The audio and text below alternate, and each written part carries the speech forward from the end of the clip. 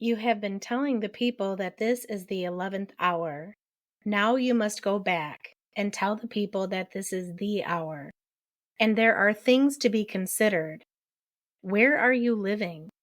What are you doing? What are your relationships? Are you in right relation? Know your garden. It is time to speak your truth. Be good to each other. And do not look outside yourself for the leader. Then he clasped his hands together, smiled, and said, "This could be a good time.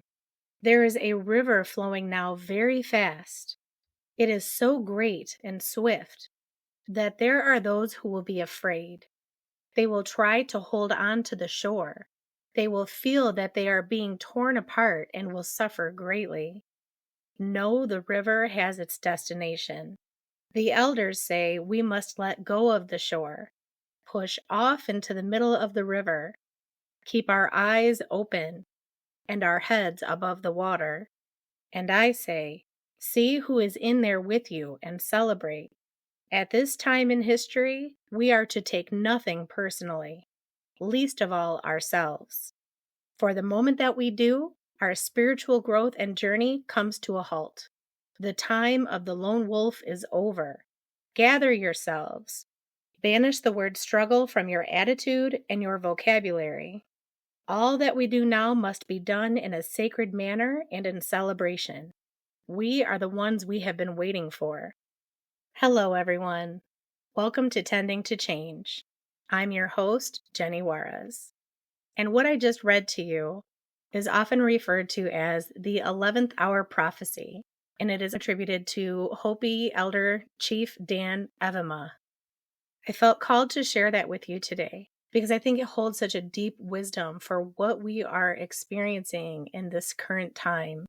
Things feel as if they are moving very fast, and we are each being challenged in profound ways to evolve or die. We must answer the call and evolve our consciousness and do our inner work, because the inner work is then reflected in the world outside of us. So in this spirit, I'm going to continue what I began discussing last episode. And in the last episode, I offered an explanation of the shadow as the denied aspects of ourselves that we find impossible to accept. And so we push them out of our conscious awareness. These are the parts of us that we fear being seen by others because we hold this belief that they make us unworthy of love, connection, and belonging. We have this fear that if others were to see us as we truly are, they would reject us.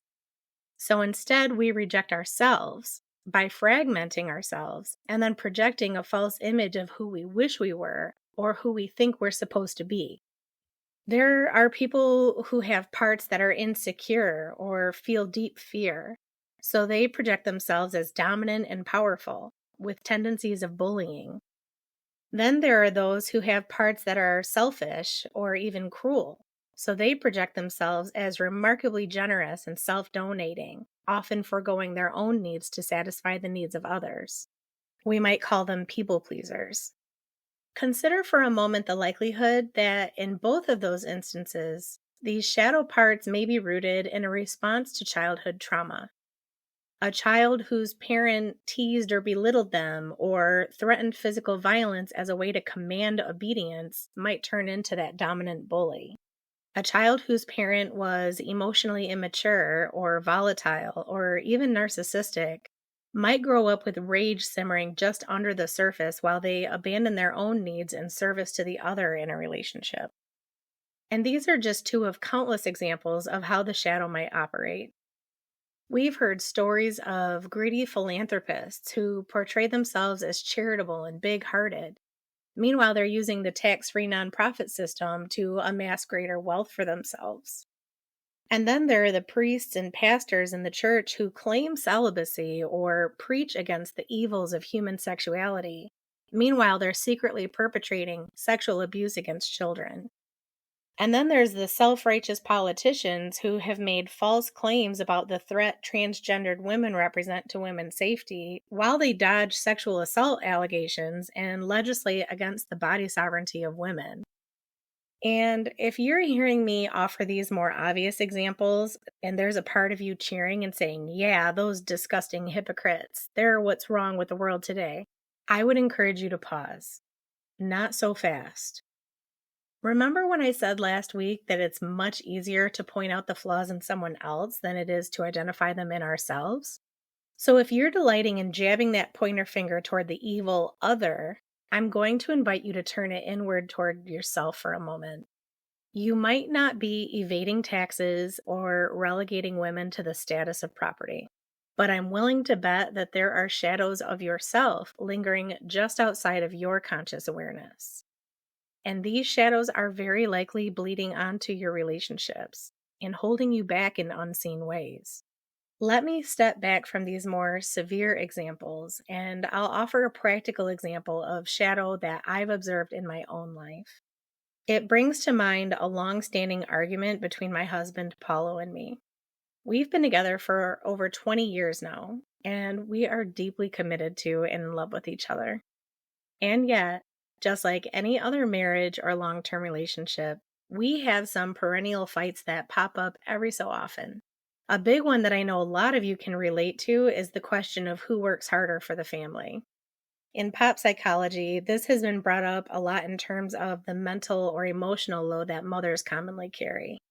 For us, this fight typically starts with me feeling overwhelmed or tired or unappreciated. And because I'm feeling this type of way, I complain to Paulo, pointing my finger, about how little he does around the house and how I'm the one who has to remember everything, schedule everything, etc. And then he responds by pointing out how physically demanding his 50-hour per week job is and how tired and unappreciated he feels. And then I get upset in return because now I feel invalidated. So I point out all the physical labor I do to care for the house and the children each week. And it goes back and forth until we're both too frustrated to continue. Does this sound familiar? Yeah, I imagine it does. But let's take a closer look. The argument started with an unmet need. Maybe I needed some help with a specific task. Or perhaps I just needed a nap or some time to myself. But instead of naming my need and making a particular request, I turned it into an accusation of laziness on Paulo. Now, I can tell you that as a child, my emotional needs often went unmet. And so I learned through experience that it was safer for me to make sure that everyone else was calm and happy than it was for me to ask for support. But all of this self-denial in service of the other caused a lot of anger and resentment to fester beneath the surface of my awareness. And I couldn't always express my anger back then because I was small and dependent on my parents for all of my basic necessities. If I were to complain or challenge them or argue, I would probably be told that I'm being disrespectful and unappreciative, and I might face some kind of disciplinary action, like being sent to my room. But fast forward to now, and I'm free to bask in my anger and hurl it at my unsuspecting husband. Then the attack on Paulo's character triggers his own childhood wounding around laziness and not being good enough. So then he responds with defensiveness and anger because he doesn't feel valued and appreciated for all of his work and sacrifice for his family. And then I respond with defensiveness, and it just devolves from there. Now, what if there was some space between my emotions of overwhelm or exhaustion and my knee-jerk reaction? What if, instead of pointing my finger at Paulo and judging him, I were to turn my finger toward myself? I might be able to get curious about the roots of my frustration, and then I could identify some possible solutions instead of projecting blame onto the other. Are my expectations realistic? Am I putting too much on my plate? Am I asking for help in specific ways instead of passive-aggressively complaining until someone else figures it out? Whose standards am I trying to uphold? And that last question is a big one. In our materialistic, capitalist culture, we often find ourselves striving to do the impossible. We accept this warped version of reality in which we are all capable of working 40 plus hours a week, keeping a perfectly clean and organized home, being a perfect parent who makes magical memories every single weekend, all while homesteading, exercising, maintaining friendships, and 50 other ideals and goals. But I digress. I cannot tell you how many times Paulo and I have been in an argument just to suddenly realize that we are each complaining about the other person in the exact same way. The way we mirror each other becomes laughable. And then we realize that instead of trying to be right, we would both be much better served by seeking to understand the other person's perspective and come to some common understanding. Then we can both take accountability for our own behaviors and also show genuine concern for the other person's well-being. In my experience, my marriage is a much more enjoyable space to occupy when we're both trying to find as many ways as we can to love on and support each other, rather than trying to find as many ways as we can to judge and prove the other wrong. And what I'm doing here now is pulling together threads from topics we've been discussing over the past many episodes. We all have basic universal needs as human beings. Beyond obvious needs such as food, shelter, sleep, and healthcare, we also need things like love, connection, safety, self-expression, autonomy, and authenticity. And when those needs aren't being met, we tend to experience unpleasant emotional states that act as signs or they offer information about what needs attention. But if we're afraid of feeling our feelings or we lack the tools and resourcefulness to stay with them, even when our nervous systems are triggered, we may react unconsciously by lashing out, shutting down, dissociating, or using some other adaptive strategy. And projecting our own shadow material onto the other person is a big one. It shifts the blame and gives us a temporary sense of relief in the form of self-righteousness or power over. But it does not solve the problem. The need continues to go unmet. And now the emotional memories are getting lodged in the body because they aren't able to flow through. Our nervous systems continue in a state of dysregulation, making us more likely to snap into fight or flight mode even if there isn't an active threat to our safety. We hide more aspects of ourselves, making the shadow bigger. And what we end up with is a lot of neurotic people wearing masks to hide their authentic selves and either suppressing their feelings or being wildly emotionally reactive. In this scenario, a felt sense of safety and belonging is never achieved. And worse yet, by laying blame at everyone else's feet, we not only alienate ourselves, but we also disempower ourselves. Because if everything that's wrong with my life is someone else's fault, then I have no authority over my own life. I'm a victim to my circumstances, and I feel totally helpless. Anger and resentment become my constant companions.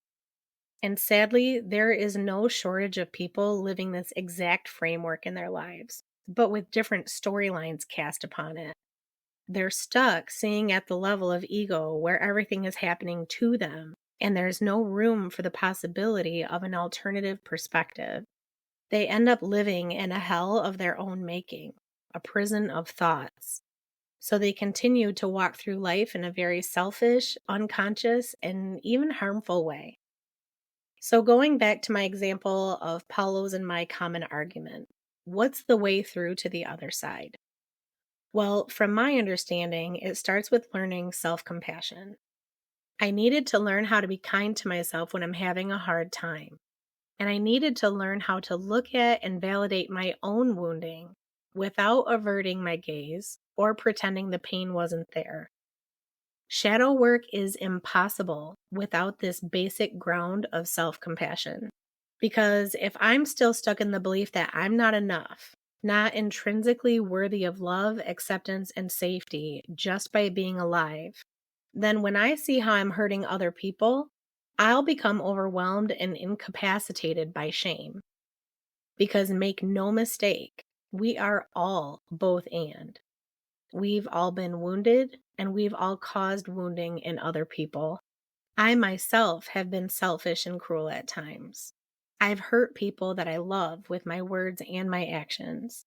I've embodied traits of settler colonialism and white supremacy in its many forms, including racism, ableism, homophobia, and even internalized misogyny. I've been manipulative, stubborn, and unkind. But these unconscious behaviors do not define who I am at my core, and they are not the end of my story. What I've come to realize is that these attitudes, beliefs, and behaviors were not my fault when I was not aware of them. They are so ingrained in our culture that it's in the very air we breathe as we're growing up, regardless of our race, our gender, or sexual orientation. Like a fish looking for water, it surrounds us.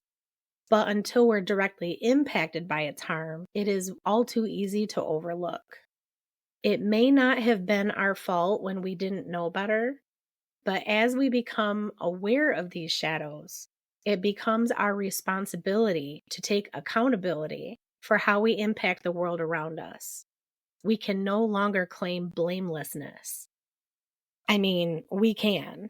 We can choose to be willfully ignorant, but these shadows will continue to cause harm, and they'll impact not just our interpersonal relationships, but also our relationship to the earth and our relationship to ourselves.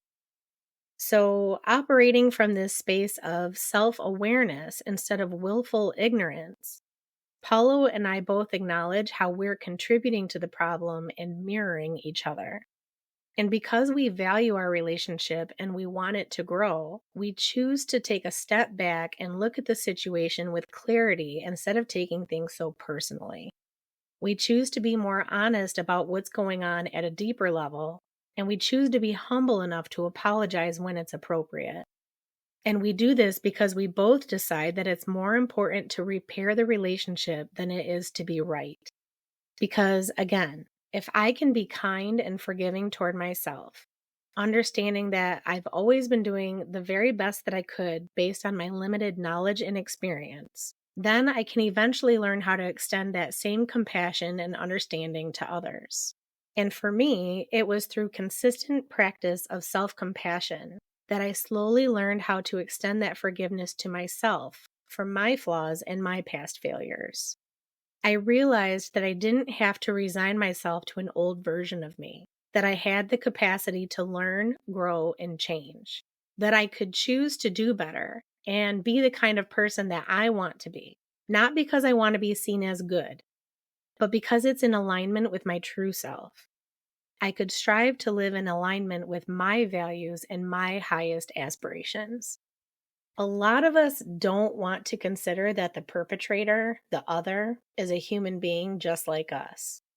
A wounded and flawed human being who craves a sense of safety, satisfaction, comfort, and pleasure, but whose wounds and misperceptions of the world have caused them to do horrendous and perhaps even unspeakable acts of violence against others.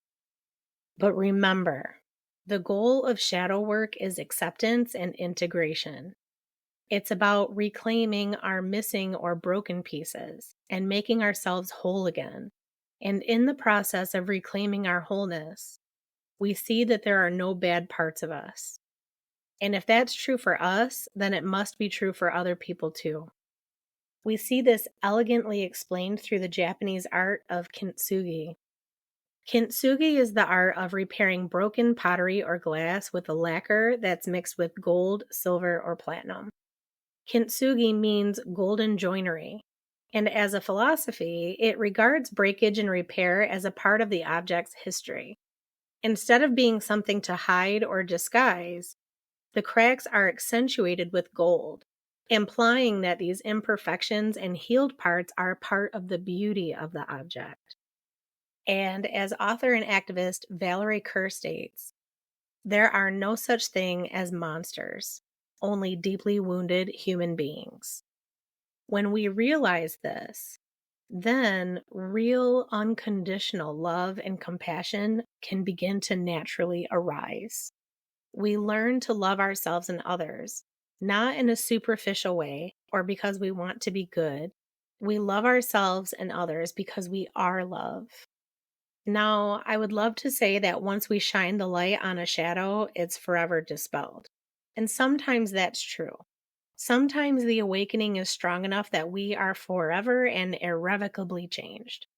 But more often than not, it's a process of unlearning, of unraveling and unbecoming until our true nature is revealed.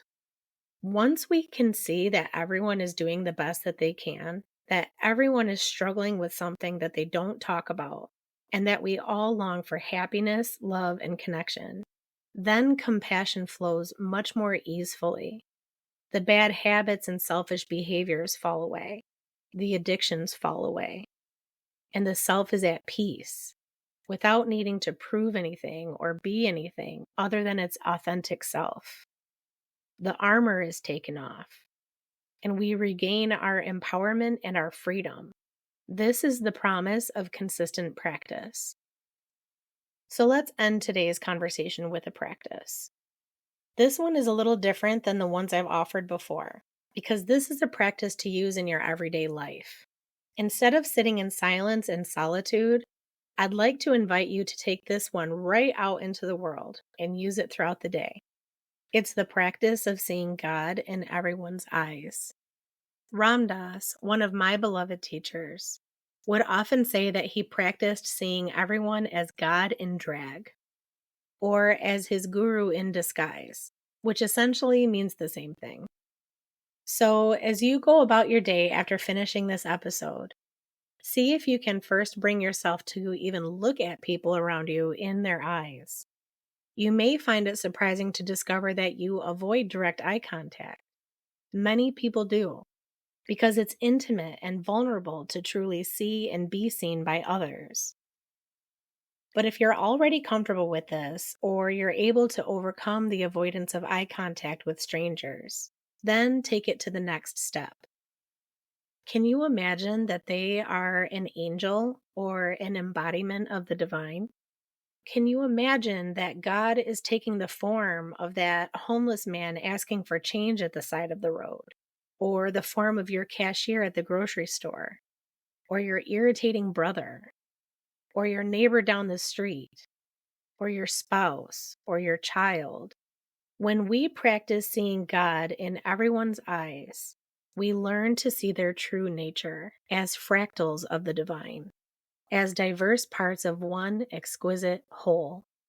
Over time, we're then able to distinguish between the flawed, imperfect, shadowy attitudes and behaviors of the human and the intrinsically beautiful, perfect, loving being that is their essential nature. And learning how to hold the tension of this paradox informs our responsibility in the world, and it leads to a much richer, more meaningful life experience. So give this practice a try of seeing God in other people's eyes. And I'd love for you to comment on this podcast episode or over on my Facebook page, Tending to Change with Jenny Juarez, and share a little bit about your experience with this practice. And until we connect again, take good care of yourselves and have a wonderful rest of your day.